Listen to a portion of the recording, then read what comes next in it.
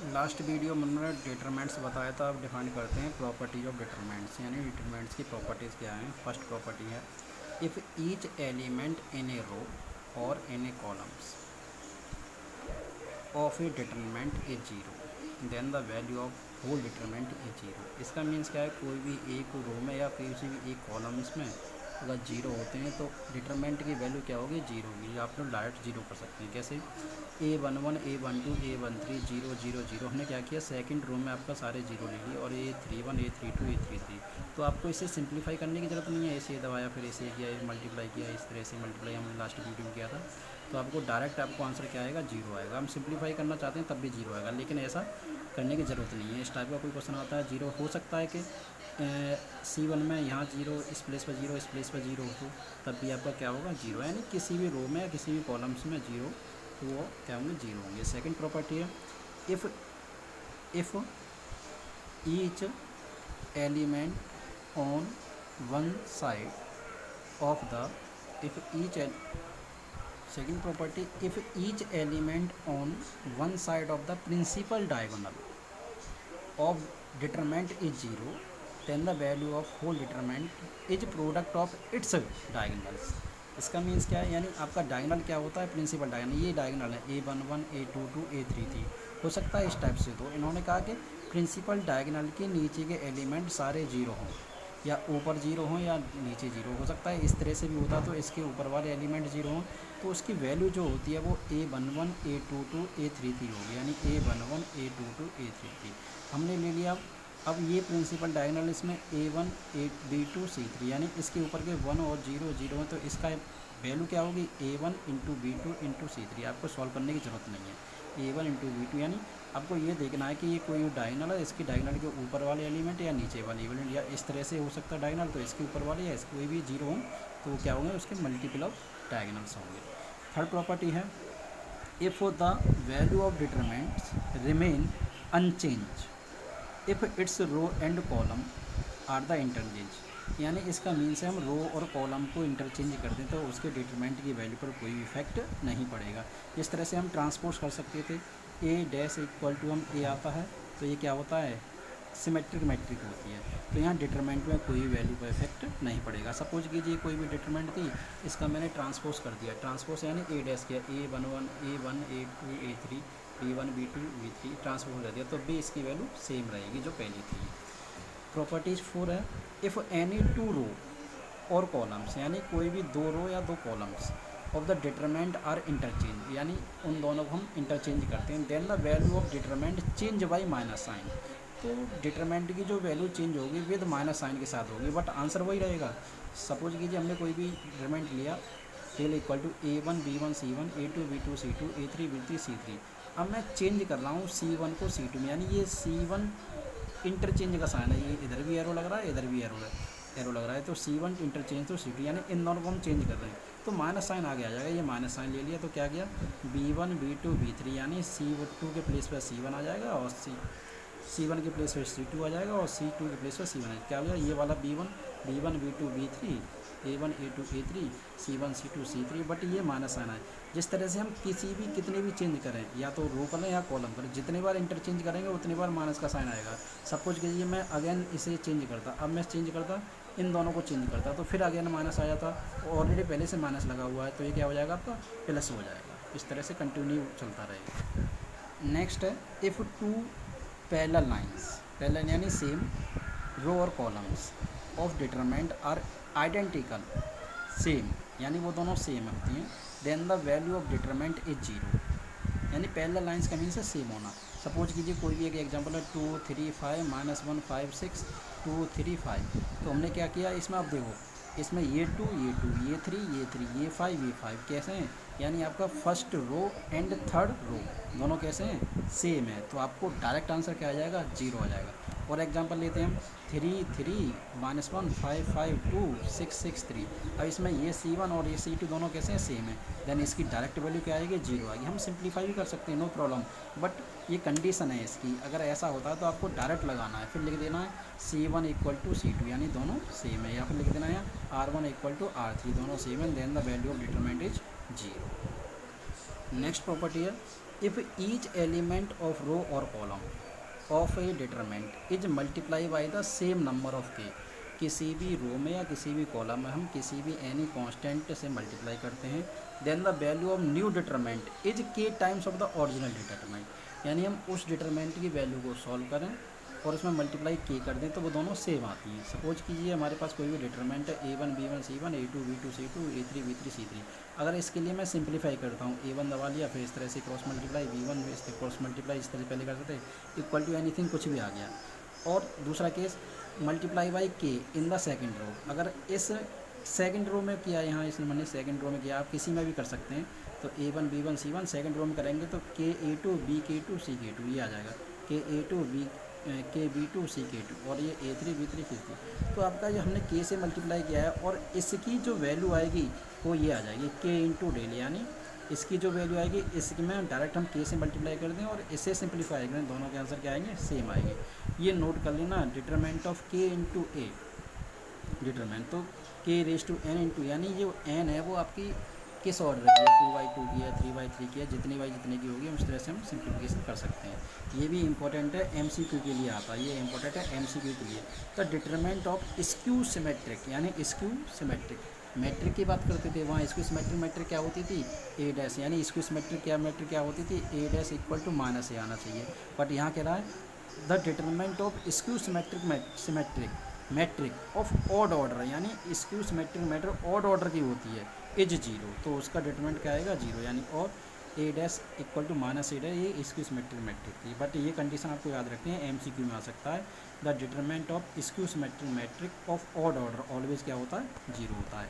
Next है if each element of a row और column of determinant consist of sum two और more, यानी सम की बात कर रहा है, ऐड की बात कर रहा है, दो या दो से अधिक हो सकते हैं term, then the determinant expand to और मोर, यानी उस डिटरमेंट के लिए हम दो या दो से अधिक में एक्सपेंड कर सकते हैं।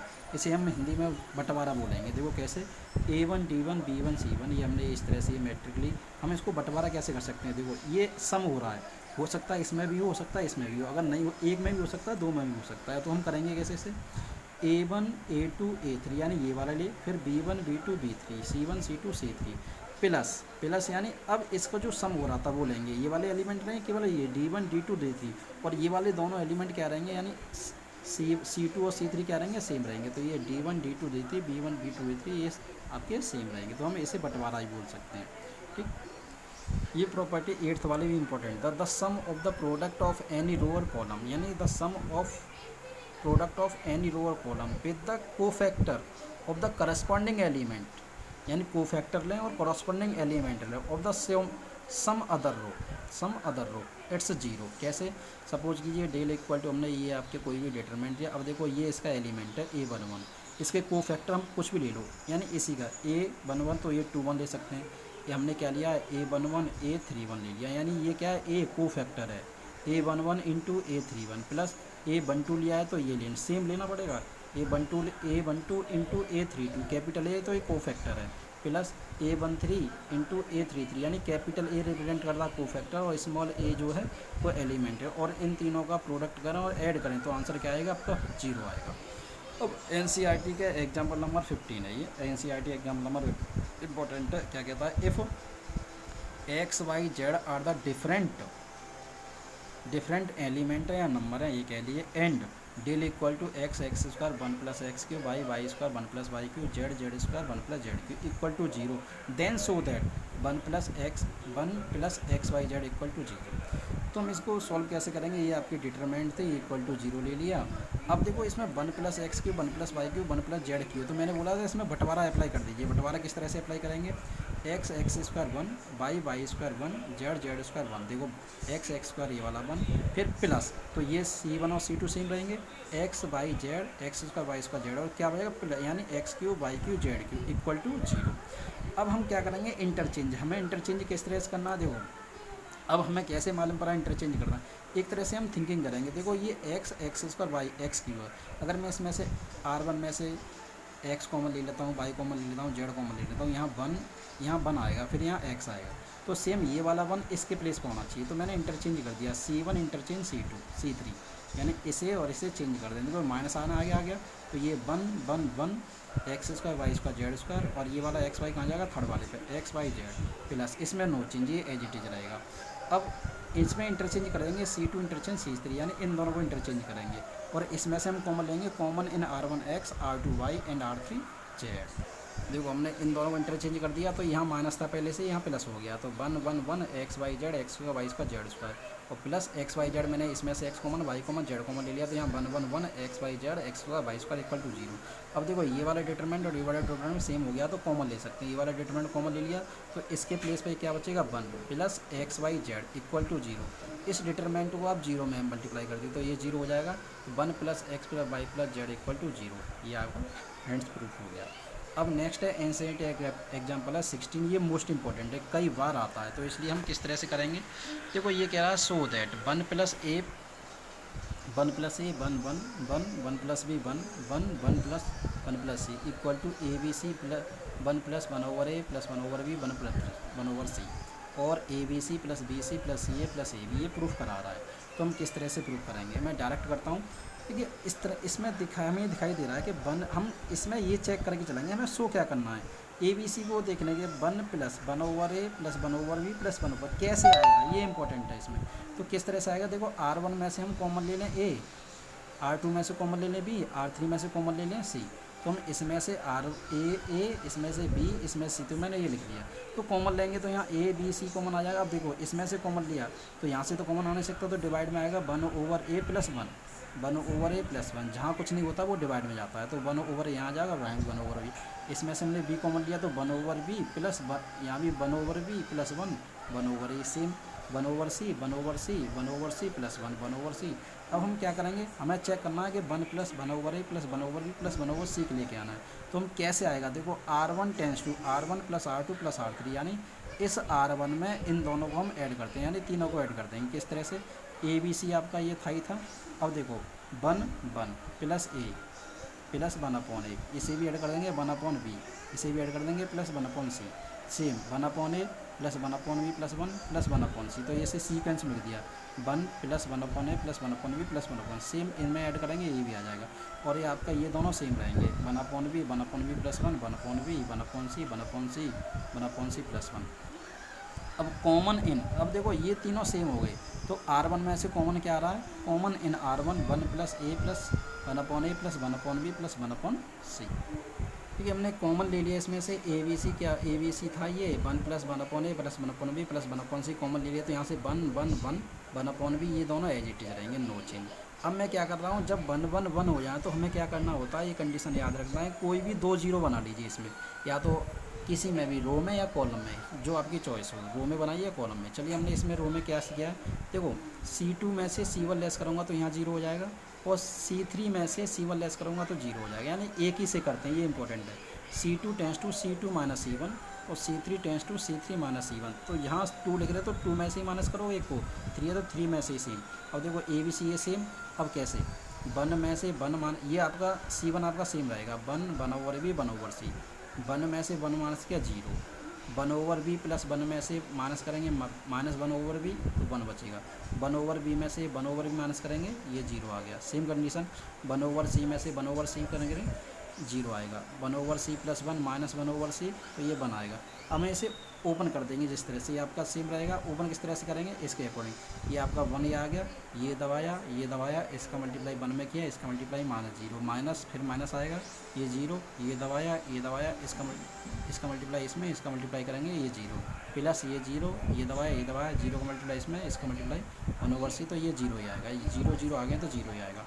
ए बी सी ये सेम आ गया 1, ये 1 का मल्टीप्लाई इसमें करेंगे तो 1 आएगा। अब इन तीनों का एलसीएम ले लीजिए, ए बी सी एलसीएम आ गया, तो यहाँ ए बी सी, ए से ए कैंसिल बी से बी कैंसिल सी से c cancel a B c से a b cancel a B c, तो ये आपके दोनों, फर्स्ट वाला ये है, ये सेकंड वाला है, और ये आपका फर्स्ट वाला है, तो दोनों आपके प्रूफ हो गए। इस तरह से हम कर सकते हैं।